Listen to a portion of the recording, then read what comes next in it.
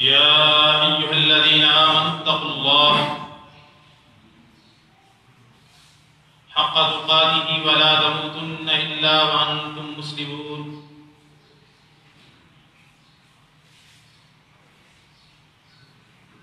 يا أيها الناس اتقوا ربكم الذي خلقكم من نفس واحدة وخلق منها زوجها وبث منهما رجالا كثيرا ونساء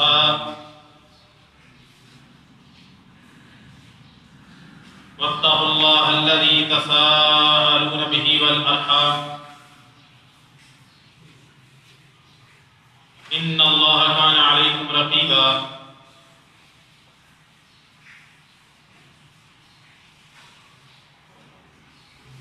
يا أيها الذين آمنوا اتقوا الله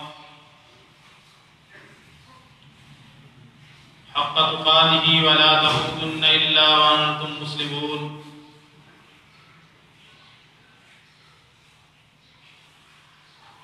يا أيها الذين آمنوا اتقوا الله وقولوا قولا سديدا يصلح لكم أعمالكم ويغفر لكم ذنوبكم ومن يطع الله ورسوله فقد فاز فوزا عظيما.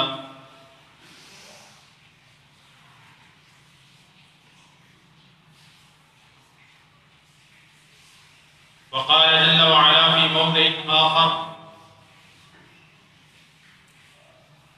إن الدين عند الله الإسلام ومن يبتغي غير الإسلام دينا فلن يقبل منه وهو في الآخرة من الخاسرين. أما بعد فإن خير الحديث كتاب الله وخير الهدي هدي محمد صلى الله عليه وسلم وشر الأمور محدثاتها وكل محدثة بدعة وكل بدعة ضلالة وكل ضلالة في النار. تمام قسم کی حمد و ثنا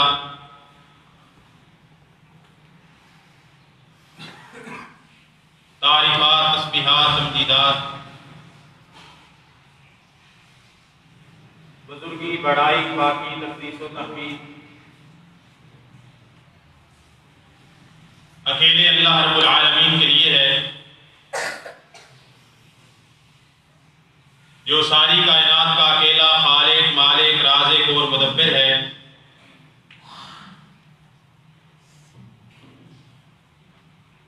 اور لاکھوں کروڑوں درود و سلام ہوں اس ہستی اقدس و مقدس پر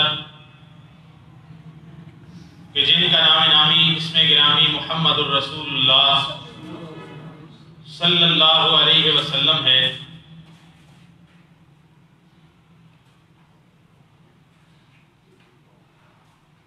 اللہ تعالیٰ کا بہت بڑا فضل ہے، کرم ہے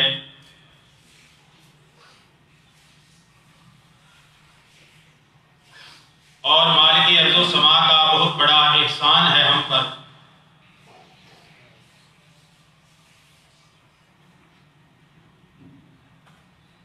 کہ اس نے اپنے کامل کرم و فضل سے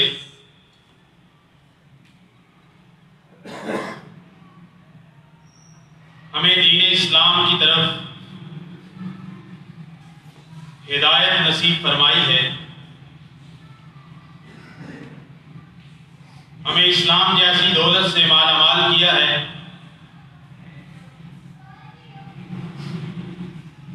اور کفر و شرک کے اندھیروں سے ہمیں نکال کر اسلام کی روشنی میں لا کھڑا کیا ہے. دین اسلام ایک ضابطۂ حیات ہے. دین اسلام ایک کامل مکمل بغیر کسی کمی بیشی کے ایسا دین ہے کہ جس کے ماننے والوں کو اسلام نے عقائد بھی بتائے ہیں، ایمانیات بھی بتائی ہیں توڑ کر بتائی، ان کے طریقے بھی بتائے ہیں، اور معاملات کے اندر حلال و حرام، جائز و ناجائز بھی مکمل طور پر کھول کر بیان کر دیے۔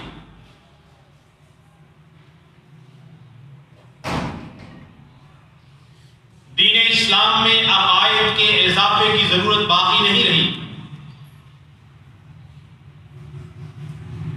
کہ آج سے 1450 سال پہلے تک اگر ایک چیز مسلمانوں کے عقیدے میں داخل نہ تھی تو بعد میں آنے والے لوگ اس کو عقیدے کا لازمی حصہ سمجھیں یا اس کی ضرورت محسوس کریں اور اس پر اپنا عقیدہ بنا لیں۔ دوسری چیز، دین اسلام میں عبادات کو بھی آج سے 1450 سال پہلے مکمل کر دیا گیا، کسی نئی عبادت کی اسلام میں ضرورت باقی نہ رہی۔ سیدنا و امامنا و محبوبنا و حبیبنا و حبیب رب العالمین جناب محمد رسول اللہ صلی اللہ علیہ وسلم جب حج کرنے کے لیے تشریف لے گئے، جو کہ آپ کے دار الہجرہ کی طرف ہجرت کے بعد آپ کا پہلا اور آخری حج تھا، حجۃ الوداع، نبی کریم صلی اللہ علیہ وسلم 9 ذو الحجہ کا دن ہے، لوگ عرفات کے اندر وقوف عرفات کر رہے ہیں، 1 لاکھ سے زیادہ صحابہ اس حج میں شریک ہوئے،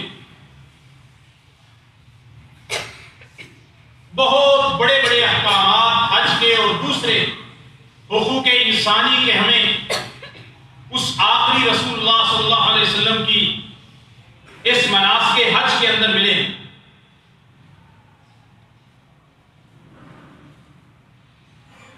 9 ذو الحجہ کا دن ہے،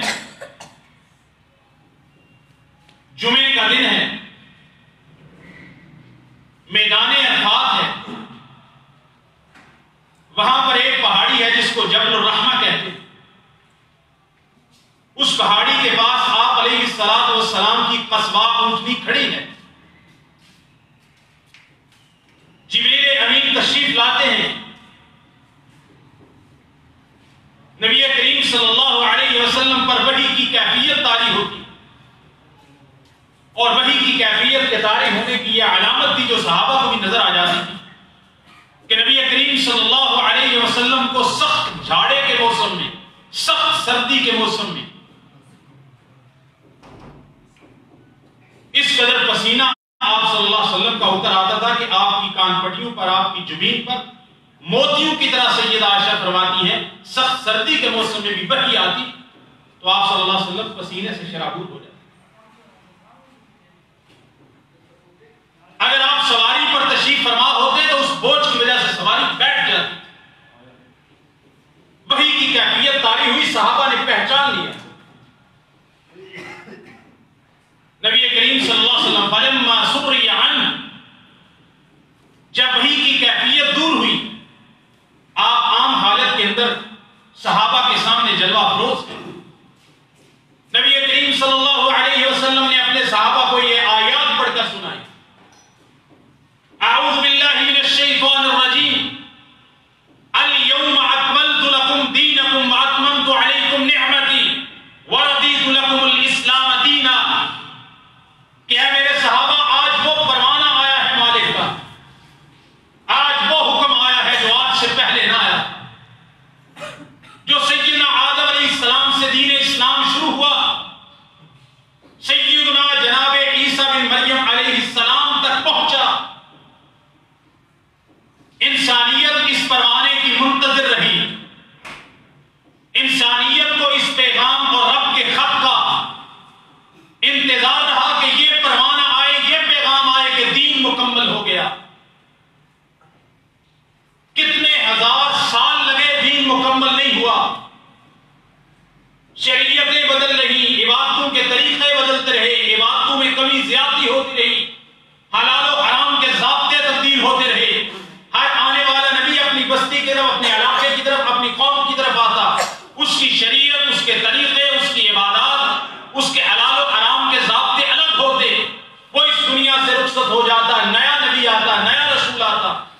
اس کو نئے ضابطے دیے جاتے یا پرانے ضابطوں پر عمل کرنے کا حکم دیا جاتا.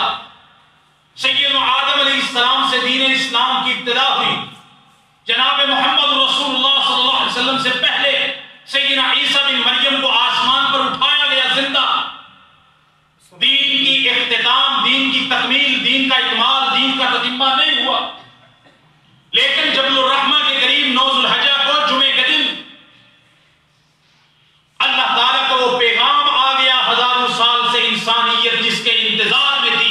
الیوم اکملت لکم دینکم، کہ آج کے دن وہ دین جو آدم علیہ السلام سے شروع ہوا تھا آج محمد رسول اللہ پر اور ان کی وساطت سے امت محمد پر وہ دین مکمل کر دیا گیا.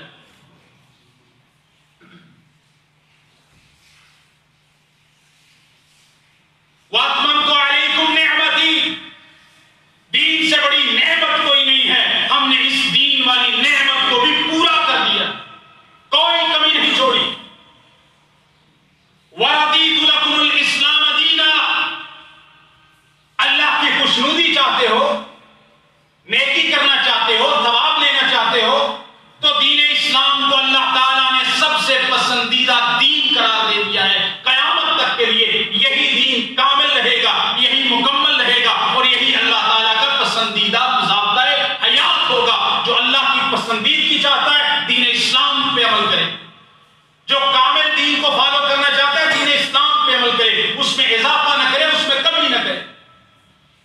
جب یہ آیت کریمہ اتری صحابہ خوش ہو گئے. نبی کریم صلی اللہ علیہ وسلم نے اپنی وفات سے تقریباً یہ 2 مہینے پہلے کی بات ہے، کیونکہ ذو الحجہ گزرا ہے، محرم آیا ہے، سفر آیا ہے، ربیع الاول کے پہلے عشرے میں نبی کریم صلی اللہ علیہ وسلم اس کائنات سے رخصت ہو گئے. اپنے رفیق اعلیٰ سے ملاقات کے لیے تشریف لے گئے.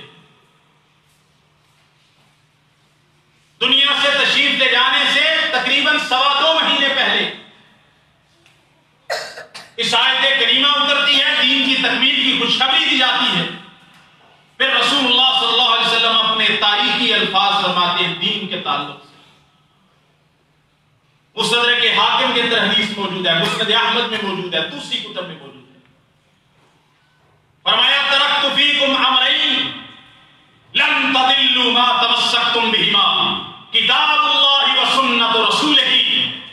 اے لوگوں، آج کے بعد جب رب نے کہا دین مکمل ہو گیا، محمد رسول اللہ صلی اللہ علیہ وسلم نے اس کی تفسیر اس آیت کریمہ کی یہ فرمائی، اپنے ماننے والوں کو یہ بتا کر گئے کہ لوگوں 2 چیزیں چھوڑ کے جا رہا ہوں جو ہدایت ہیں، جو حق ہیں، جو سچ ہیں، جو روشنی ہے. اس کے علاوہ گمراہی ہے، رب کی ناراضگی ہے، اندھیرا ہی اندھیرا ہے، جہنم کا راستہ ہے، جنت کا راستہ 2 چیزوں میں ہے. ایک اللہ کی کتاب چھوڑ کے جا رہا ہوں، ایک اللہ کے نبی کی سنت یعنی اپنا طریقہ چھوڑ کے جا رہا ہوں. جب تک ان کو مضبوطی سے تھامے رکھو گے لن تضلوا، تم ہرگز گمراہ نہیں ہو سکتے، راہ راستے نہیں ہٹ سکتے، تم ہرگز ہدایت پر رہو گے، گمراہ نہیں ہو سکتے جب تک 2 چیزوں کو پکڑے رکھو گے مضبوطی کے ساتھ. ما تمسکتم، اس کو ہم کہتے ہیں ما مصدریہ ظرفیہ، ما تمسکتم، جب تک مضبوطی سے پکڑے رکھو گے، ان پر عمل کرو گے، گمراہ نہیں ہو سکتے. کون سی 2 چیز؟ ایک قرآن، ایک نبی کریم صلی اللہ علیہ وسلم کی سنت. پھر ایک اور حدیث میں فرمایا ترکتکم علی ملۃ بیضاء لیلها کنہارها، اے لوگوں میں تم میں ایسی صاف شفاف سفید چمکدار روز روشن کی طرح ملت پر، دین پر، طریقے پر چھوڑ کے جا رہا ہوں جس کی رات بھی اس کے دن کی طرح سفید اور روشن ہے. دین میں کوئی کجی نہیں، کوئی تنگی نہیں. دین اسلام کے اندر کوئی ایسی چیز نہیں کہ جو عام کامل انسان کی ضرورت ہو لیکن اس کو سمجھ نہ آ سکے. امام مالک، امام دار الہجرہ مالک ابن انس رحمہ اللہ، اپنے وقت کے سب سے بڑے محدث، ایسے محدث کہ نبی کریم صلی اللہ علیہ وسلم کی حدیث کا اتنا ادب تھا، آپ کے فرمان کا اتنا ادب تھا، میں نے زندگی کے اندر اور کسی شخص کے بعد ایسا نہیں پڑھا کسی محدث نے رسول اللہ صلی اللہ علیہ وسلم کی حدیث کا اتنا احترام ہو جتنا امام مالک نے پایا. المدونہ فقہ مالکی کی بہت بڑی کتاب، ایک جلد کے اندر سعودی عرب کے اندر مطبوع ہو کے آئی ہے، ویسے تو وہ 15-20 یا کتنی زیادہ جلدوں کے اندر، لیکن ترکی کے اٹلی کے پیپر پر ایک جلد کے اندر اس کو مدون کر دیا گیا ہے، چھاپ دیا گیا، طبع کر دیا گیا، المدون۔ اس کے اندر امام مالک کے حالات لکھے ہیں۔ شروع کے اندر حالات کے اندر لکھتے ہیں کہ امام مالک جب حدیث کا درس دینے کے لیے آتے تو غسل کر کے آتے کہ حدیث پڑھانے جا، غسل کر کے، مسنون غسل کر کے، پھر بہترین سفید رنگ کا کپڑا پہن کے،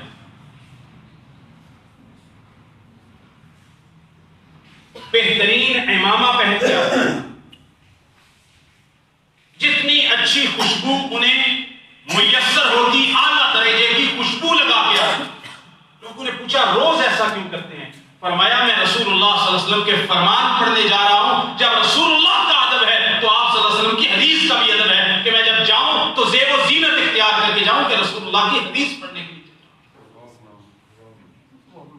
اور احترام کا درجہ اتنا زیادہ کہ ان کے شاگرد بیان کرتے ہیں، ایک دفعہ امام صاحب حدیث کا درس دے رہے تھے، حدیث پڑھاتے پڑھاتے ان کا چہرہ سرخ ہو گیا، آنکھوں کے اندر سرخی اتر آئی، آنکھوں سے پانی بہنے لگا، جسم حرکت کرنے لگا، بڑی جس طرح کہیں تکلیف میں ہوں، لیکن حدیث پڑھاتے رہے، حتیٰ کہ ایسے ہوا جیسے چہرہ سیاہ ہو گیا ہو، درد میں کرار رہے ہوں، حدیث کا سبق نہیں چھوڑا۔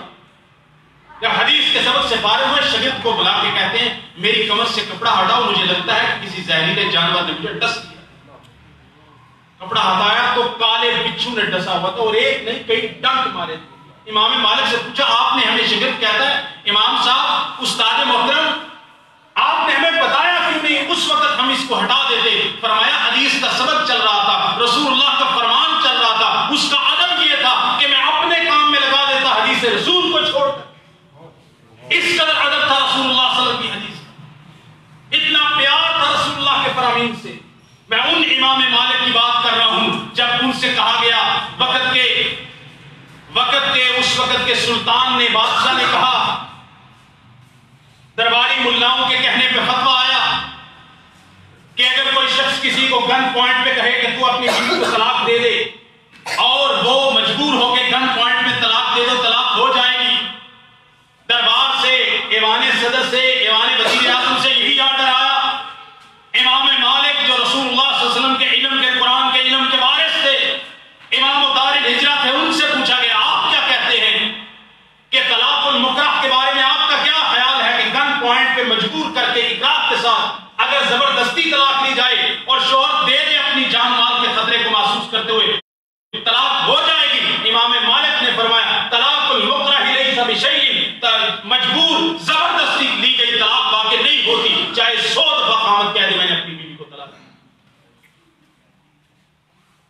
بادشاہوں کو فتویٰ ناگوار گزرا، امام مالک علیہ الرحمہ کو دربار میں بلایا گیا، کہا گیا اپنے فتوے کو تبدیل کیجئے، ہمارے مطابق فتویٰ دیجئے کہ مکرہ مجبور آدمی کی گن پوائنٹ میں لی گئی طلاق واقع ہو جاتی ہے، کیونکہ ایوان صدر سے فرمانا جاری ہوا ہے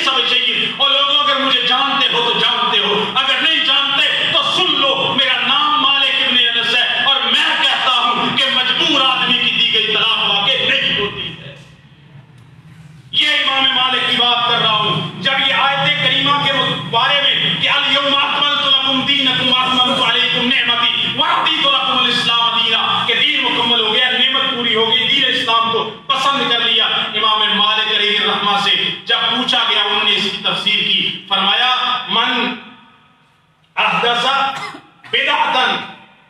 اس آیت کی تفسیر امام مالک نے کیا کی؟ فرمایا من احدث بدعتن ویراها حسنتن.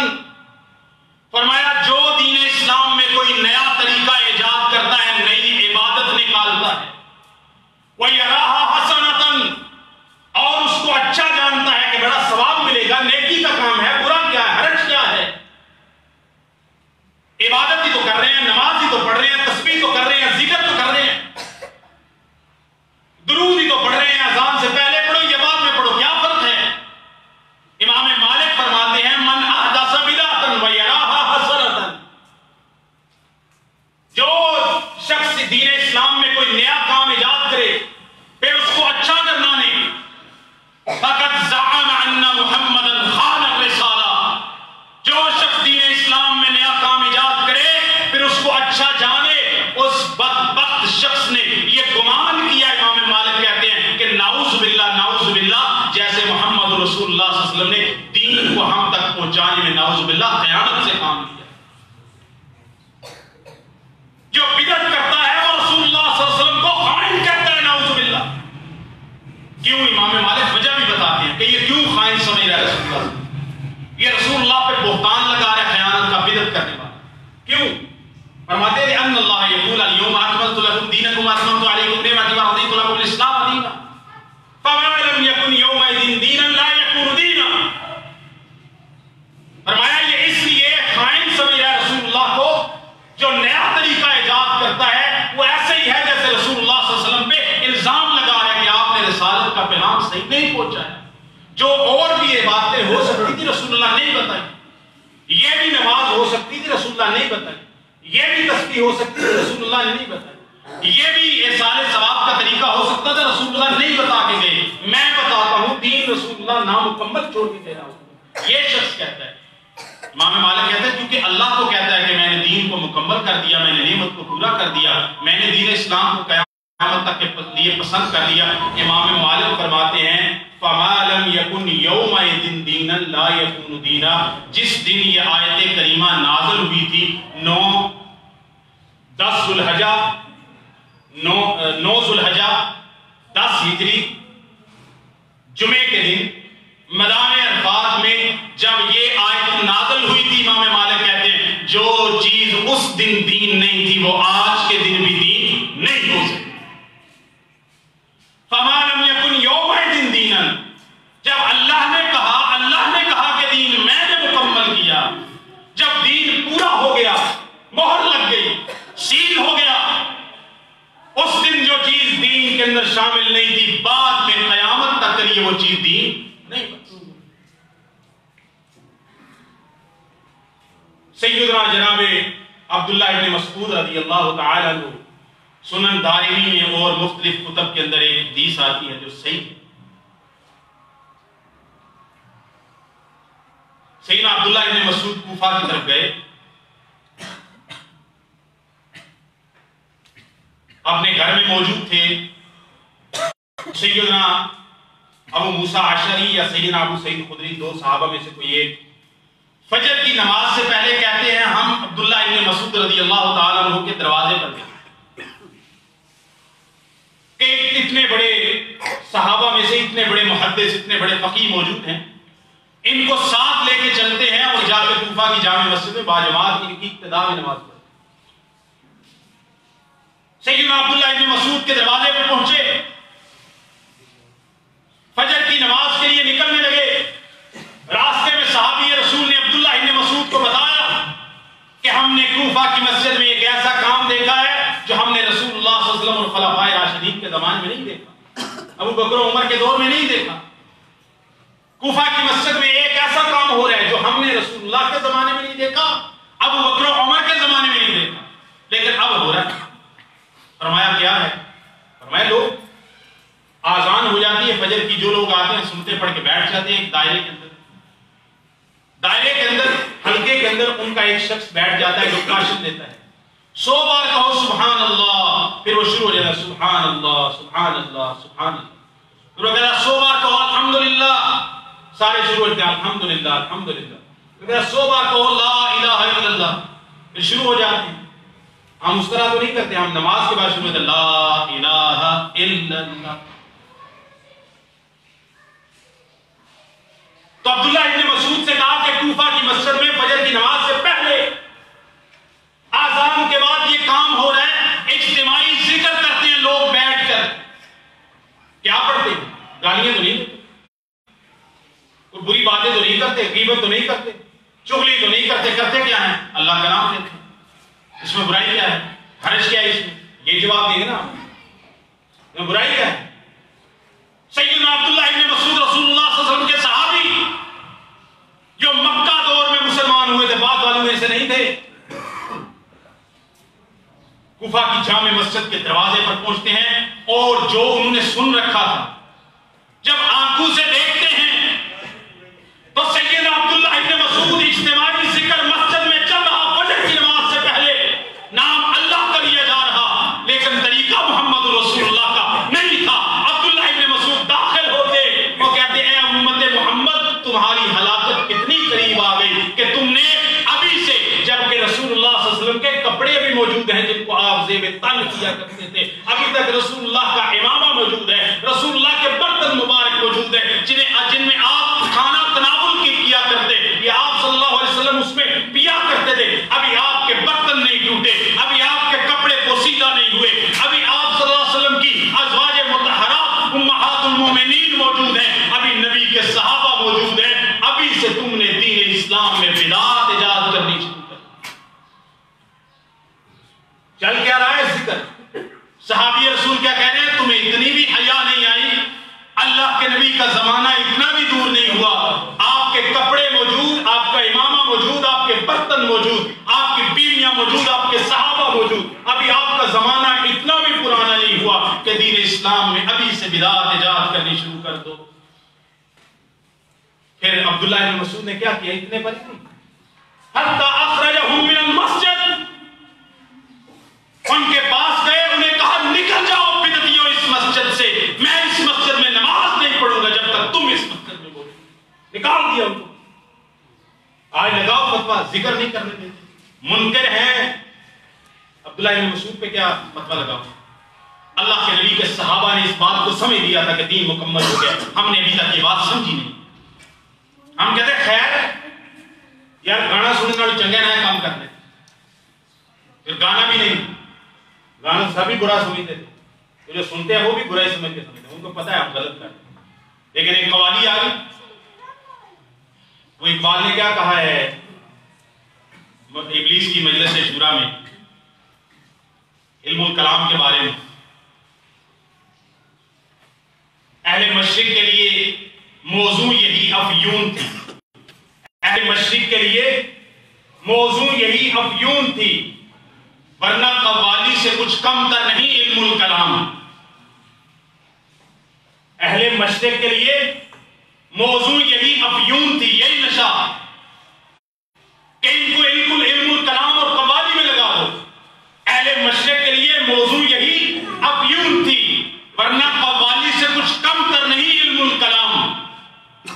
قوالی، علم الکلام، گانے کو تو سب سنتے ہیں، جو بھی سنتا ہے، جو نوجوان سنتے ہیں پتہ ہے، ان سے جا کے انہیں یار گانا سنے، ہاں کر صاحب بس دعا کرو، ٹھیک ہے بس ہمیں دل کر رہا ہے. یہ نہیں کہیں گے کہ بھائی جائز ہے، کوئی نہیں جرت سے کہے. اس کو پتہ ہے میں غلط کر رہا ہوں، گناہ کر رہا ہوں. قوالی رمضان کا مہینہ آ رہا ہے، بسوں میں جاؤ گانے نہیں لگے ہو، قوالی لگے ہو. بھائی قوالی وہ نہیں ہے کہ ذکر چل رہا ہے، ماشاء یہ جگہ ذکر ہے. تبلے، سرنگی، بینڈ، باجے، ڈھول، ڈمکی، وہ کہہ رہے ہیں ذکر. میں نے کہا صحابہ کرام نے دین میں اضافہ کیوں نہ کیا؟ کیونکہ صحابہ نے اس بات کو سمجھ لیا تھا، انہیں محمد رسول اللہ کی زبان پر یقین تھا کہ جب اللہ کے نبی نے کہا دین مکمل ہے تو آج کے بعد مکمل ہے. ہم نے اس بات پہ یقین نہیں کیا، اللہ کی قسم نہیں کیا. کیوں؟ اگر کیا ہوتا تو اپنی مرضی سے یہ کہہ کر کہ اس میں کیا حرج ہے، اس میں کیا حرج ہے، اس میں کیا حرج ہے، اس سے سارے ثواب میں کیا حرج ہے. ہمیں اگر یقین آیا ہوتا ہم دین کے اندر ایک بال برابر بھی اضافہ کرنے کی جرات نہ کرتے. ہمیں یقین نہیں آیا. ایک بندے کو یقین آیا تھا، ایک بندے کو یقین آیا تھا، بدو تھا، دیہاتی تھا، پیٹو تھا، بادیاں نشین تھا، پڑھا لکھا نہیں تھا، ڈگریاں نہیں تھی، بہت زیادہ عقل و شعور کے پیمانے نہیں تھے اس کے پاس، آکسفورڈ کیمبرج سے سرٹیفائیڈ نہیں تھا، بدوی تھا، بدو تھا، دیہاتی تھا، بادیہ نشین، جنگل سے آیا تھا۔ صحیح بخاری کے اندر حدیث ہے، آیا بال بکھرے ہوئے، پڑا گندا بالوں والا، کپڑے میلے کچیلے فقیروں والے۔ شاید ہمارے سامنے ایسا شخص آئے تو ہم اس کو مجنون دیوانہ کہہ کے اس سے بات کرنا بھی گوارا ہے۔ اتنا سادہ بندہ آ کر بیٹھ گیا۔ صحابہ کہتے ہیں وہ رسول اللہ سے کچھ کہہ رہا تھا لیکن ہم سن نہیں پا رہے تھے، نسمع و طویہ ہوتے، اس کی ہمیں آواز کی نا گنگناہٹ، اس طرح کوئی دو چار بندے آپس میں سرگوشی کر رہے ہوتے ہیں تو بس محسوس ہو رہا تھا کہ کوئی آواز آ رہی ہے، سمجھ نہیں آ رہی۔ یہاں تک کہ اس آدمی کو ہم نے جب قریب ہوئے کہتے ہوئے سنا، اس نے کہا اللہ کے نبی علمنی شیئن ادخل بہ الجنہ، محبوب مجھے ایسی چیز بتائیے، ایسا طریقہ بتائیے، ایسا نسخہ لکھ کے دے دیجئے، ایسا نسخہ بتائیے کہ میں جنت میں چلا جاؤں۔ کیا لینے آیا؟ جنت۔ علمنی شیئن ادخل بہ الجنہ، مجھے ایسی چیز بتائیے کہ سیدھا جنت میں جاؤں۔ رسول اللہ صلی اللہ علیہ وسلم نے فرمایا کلمہ شہادت کے بعد، مسلمان کرنے کے بعد، شہادت دینے کے بعد آپ نے فرمایا 5 صلوات فی اليوم واللیل، 24 گھنٹوں دن اور رات میں 5 نمازیں پڑھیں۔ وہ سادہ آدمی اتنا بھی سادہ نہیں تھا، اس نے پوچھ لیا، اس نے کہا حل علیہ غیرہن، کیا ان 5 کے علاوہ بھی کچھ ہے میرے ذمے، کوئی فرض ہے؟ آپ نے فرمایا نہیں، اللہ تطوع، خوشی سے کرے، نفلی نماز پڑھے، تہجد پڑھے، اشراق پڑھے تو ثواب ملے گا، لیکن لازم نہیں ہے، لازم 5 ہی۔ وہ بندہ بڑا خوش، اس نے کہا اور آپ صلی اللہ علیہ وسلم نے فرمایا اگر مال ہے تو سال کے بعد تجھے زکات دینی پڑے گی، 40واں حصہ 2.5%۔ اس نے کہا اس فرضی زکات کے علاوہ بھی مجھ پر کوئی ہے، اس کے علاوہ بھی مال خرچہ کرنا؟ فرمایا نہیں، اللہ ان تطوع، خوشی سے کرے، نفلی صدقہ جتنا مرضی کرے۔ ٹھیک ہو گیا۔ اور فرمایا سال کے بعد 1 مہینہ آئے گا، اس کے 29 یا 30 روزے ہوں گے، رکھنے ہوں گے، لازم ہیں۔ فرمایا اس 30 کے علاوہ بھی کوئی روزے ہیں 1 مہینے کے علاوہ؟ فرمایا نہیں، خوشی سے کر تو نفلی روزے رکھ، لازم نہیں۔ کہتے ہیں صحابہ کے بھی حج اس وقت فرض نہیں ہوا تھا، حج کے احکامات اس طرح نہیں آئے تھے، آپ نے نہیں بتایا۔ دوسری روایت میں حج کا بھی ذکر۔ اب یقین کیجیے وہ سادہ آدمی، وہ دیہاتی آدمی دین کو سمجھ گیا تھا۔ ایک نشست میں دین اسلام کو پورا سمجھ گیا۔ وہ آدمی اٹھ کر جانے لگا، رسول اللہ صلی اللہ علیہ وسلم سے مصافحہ کیا، اپنی پشت کو پھیرا اور قسم اٹھائی، واللہ واللہ لا ازید علی ھذا ولا انقص، مجھے قسم ہے رب کعبہ کی، جو دین آپ نے بتایا ہے آج کے بعد جب تک زندہ رہوں گا نہ اس میں کمی کروں گا نہ اضافہ کروں گا۔ واللہ لا ازید علی ھذا ولا انقص، قسم ہے اللہ کی جتنا دین آپ نے بتا دیا نہ اضافہ کروں گا نہ کمی کروں گا۔ فلما ولّا، صحیح بخاری، فلما ولّا، جب اس شخص نے اپنی پشت کو پھیرا، واپس اس نے منہ کیا، حضرت صلی اللہ علیہ وسلم وہ بھی جنت لینے کے لیے آیا تھا، محبوب نے بھی جنت عطا کر کے بھیجا۔ اس نے کہا جنت چاہیے، رسول اللہ نے کہا جنت دے کے بھیج رہا۔ رسول اللہ صلی اللہ علیہ وسلم نے فرمایا من سرہ ان ينظر الى رجل من اصحاب الجنہ فلینظر الى ھذا، جس آدمی نے دیکھنا ہے چلتا ہوا جنتی، اس بندے کو دیکھ لو، یہ جنتی جا رہا ہے۔ کیوں؟ اس لیے کہ اس نے دین کے فرائض کو سیکھا اور قسم اٹھائی نہ کمی کروں گا نہ اضافہ کروں گا، یہ جنت میں داخل۔ جنت چاہتے ہو تو دین کو اتنا ہی مان لو جتنا اس بدوی نے مانا تھا، جتنا اس دیہاتی نے مانا، جتنا ابو بکر، عمر، عثمان و علی، طلحہ و زبیر، علی، حسن و حسین، اہل بیت، صحابہ، سلف، تابعین نے مانا تھا، وہ دین کا۔ ایک اور مثال دیتا ہوں، سیدنا عبداللہ ابن عمر سنن ابی داؤد کے اندر حدیث ہے صحیح سند کے ساتھ، یہ تھے وہ صحابہ جنہیں دین کی سمجھ آئی تھی، جن کو کیا کہتے ہیں، جن میں کانفیڈنس تھا دین کے بارے میں، خود اعتمادی تھی. یہ قرآن خوانی ہو رہی ہے، خود اعتمادی نہیں ہے، دین کی سمجھ نہیں ہے. وہ کہے گا یار قرآن ہی تو پڑھنا ہے، میں کیا تم اب کیا غلط کر رہے ہو. لیکن صحابہ دین تھا بھائی، کانفیڈنس تھا، علم حاصل کیا تھا، شرماتے نہیں تھے. عبداللہ ابن مسعود نہیں شرمائے اجتماعی ذکر کو روکنے سے، مسجد سے نکال دیا. عبداللہ ابن عمر نے کے پاس ان کا ایک شاگرد بیٹھا تھا، آتا رجل فی جنب ابن عمر، عبداللہ ابن عمر کے پہلو میں ایک شخص کو چھینک آئی. اس نے کہا الحمدللہ والصلاۃ والسلام علی رسول اللہ. اس کو چھینک آئی، اس نے پڑھا الحمدللہ، آگے رسول اللہ صلی اللہ علیہ وسلم پر درود پڑھا، صلاۃ پڑھا. سیدنا عبداللہ ابن عمر رسول اللہ صلی اللہ علیہ وسلم کی سنتوں سے اتنی محبت کرتے، اتنی محبت کرتے، اتنی محبت کرتے کہ عبداللہ ابن عمر رضی اللہ تعالیٰ عنہ جب مکہ سے مدینہ سے مکہ کا سفر کرتے، راستے میں قضائے حاجت نہیں، ضرورت نہیں، نماز نہیں، وضو نہیں، ایسے ہی سواری کو روکتے، تھوڑی دیر بیٹھ جاتے، چاٹ کے جاتے. کہا کیوں بیٹھے؟ کہا جب رسول اللہ صلی اللہ علیہ وسلم سفر کر رہے تھے تو آپ صلی اللہ علیہ وسلم نے یہاں پر قضائے حاجت کی تھی، مجھے اس طرح کی کوئی ضرورت اور حاجت نہیں تھی، لیکن رسول اللہ صلی اللہ علیہ وسلم کے طریقے سے محبت کر کے اس جگہ پہ تھوڑی دیر کے لیے بیٹھ گئے. اتنی محبت سنت سے کہ ان کے اپنے والد گرامی خلیفہ ثانی حکم دیتے ہیں آج کے بعد کوئی بندہ حج اور عمرہ اکٹھا نہیں کرے گا. سارے لوگ کہتے ہیں صرف حج کا احرام باندھنا ہے. عمر رضی اللہ عنہ نے منع کر دیا، خلیفہ ثانی نے منع کر دیا ہے، فاروق نے منع کر دیا، جن کی زبان پر جبریل بولتا ہے اس نے منع کر دی. کیوں کرے؟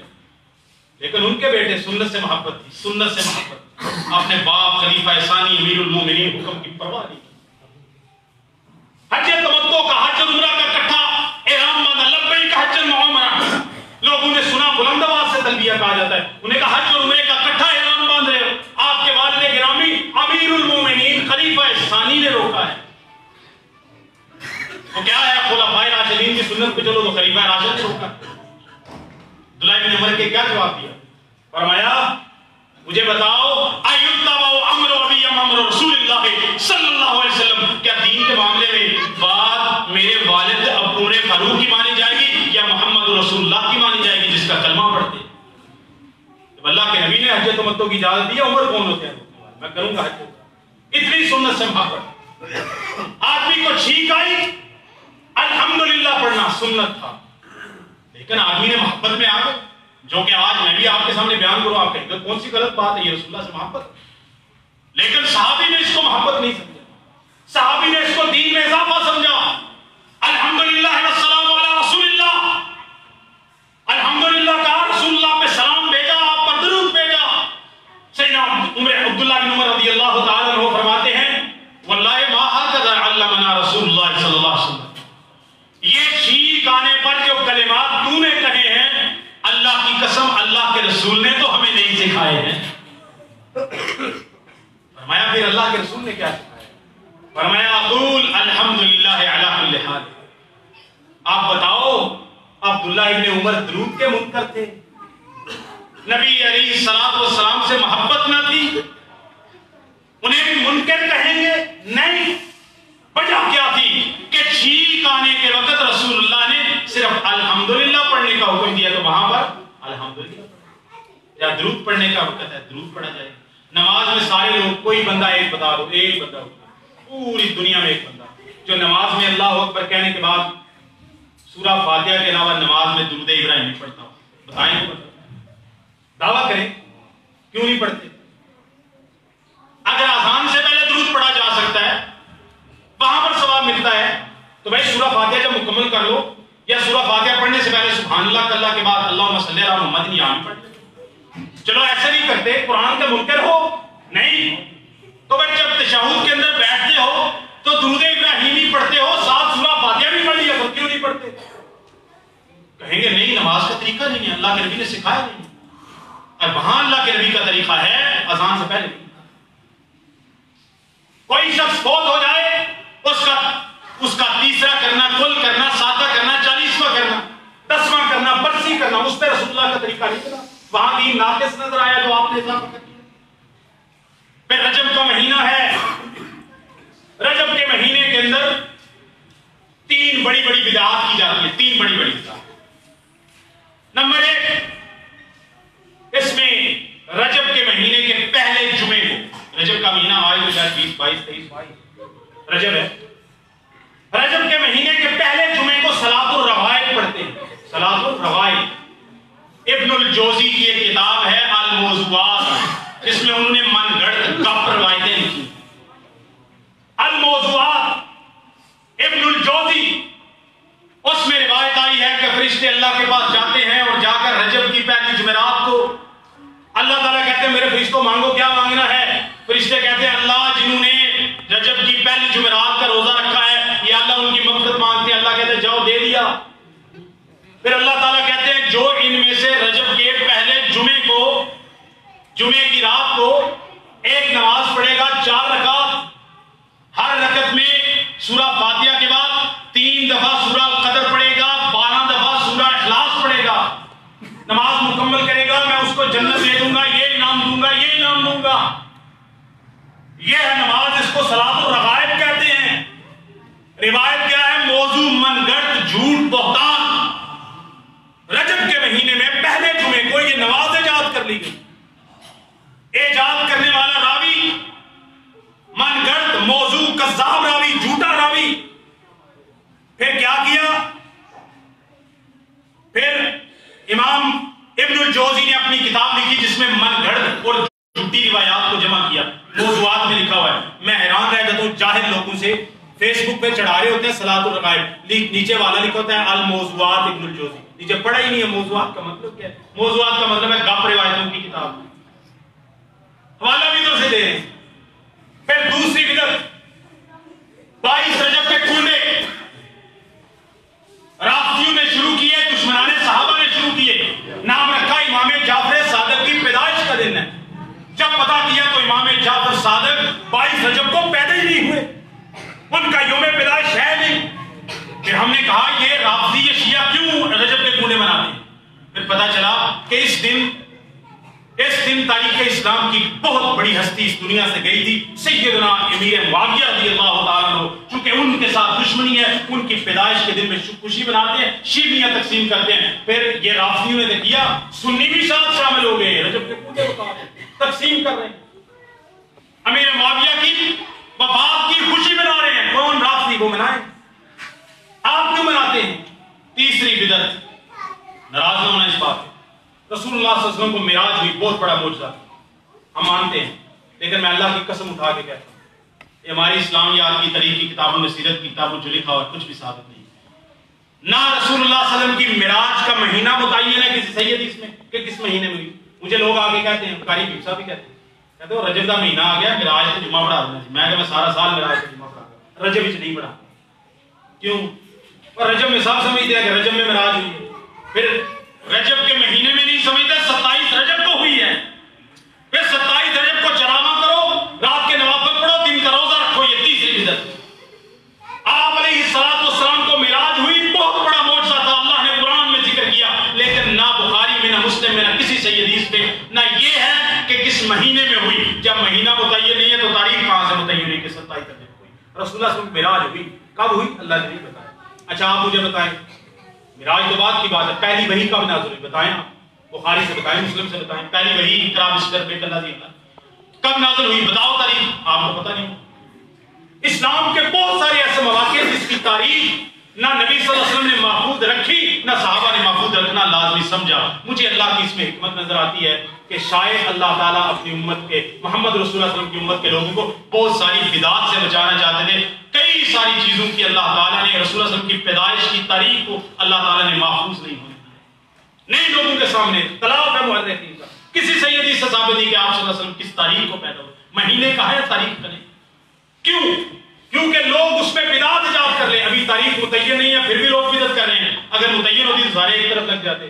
لہذا رسول اللہ صلی اللہ علیہ وسلم کو معراج ہوئی، بہت بڑا معجزہ ہے، لیکن رجب کے مہینے میں ہوئی، کسی صحیح حدیث میں نہیں. اور 27 رجب کا تو بالکل بھی نہیں ہے. لہذا 27 رجب کی رات نہ دن، نہ روزے کے لیے خاص ہے، نہ اس کی کوئی عبادت کے لیے خاص ہے اپنی طرف سے نکالے. آج کے جمعے کا مغز یہ تھا کہ دین کم از کم اتنا ہی جان لو جتنا اس دیہاتی بدو نے جانا تھا. اللہ کی قسم جنت میں داخل ہو جائے. اگر اضافہ کیا کمی کی تو رسول اللہ صلی اللہ علیہ وسلم کی ہمیں شفاعت بھی نصیب نہیں ہوگی. اللہ تعالیٰ ہمیں دین پر قائم رکھے. اللہ تعالیٰ ہمیں دین میں اضافہ کرنے سے باز رکھے اور دین میں کمی کرنے سے بھی اللہ تعالیٰ ہمیں باز رکھے. وما